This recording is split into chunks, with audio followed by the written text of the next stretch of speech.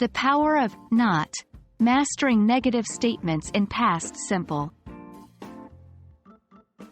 Hello, language learners. Today we're going to delve into a fascinating aspect of the English language. Negative statements with past simple. Yes, you've guessed it right.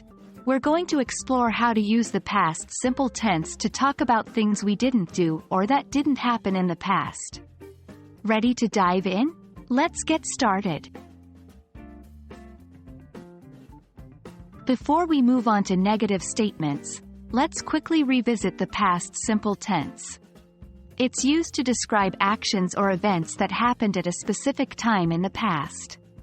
These can be habits, routines, or one-time events. For example, I lived in Paris for 3 years. She studied every day after school. Remember, the formation is usually subject plus past tense verb. Now, let's move on to the negative statements. To form a negative sentence in the past simple, we typically use didn't, the contraction of did not, before the base form of the verb. So, the formula becomes subject plus didn't plus base form of the verb. Some examples include, I didn't go to the party last night. We didn't have breakfast this morning.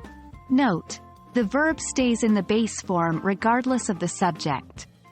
So it's, she didn't like, and not, she didn't liked. Whether you're dealing with regular or irregular verbs, the formula remains the same. You only need to use didn't and the base form of the verb. For instance, regular verbs, he didn't work yesterday. Work, worked. Irregular verbs, they didn't see the movie. See, saw. So you see, it's quite simple. Now it's your turn. Here are a few sentences for you to transform into negative statements. 1. She cooked dinner. 2. We visited our grandparents. 3. I knew the answer.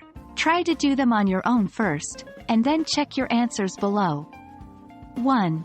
She didn't cook dinner. 2. We didn't visit our grandparents. 3. I didn't know the answer. How did you do?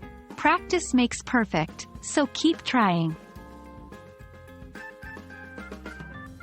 And there we have it.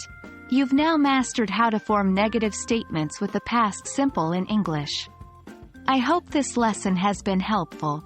Remember, English is a skill, and just like any other skill, the more you practice, the better you get.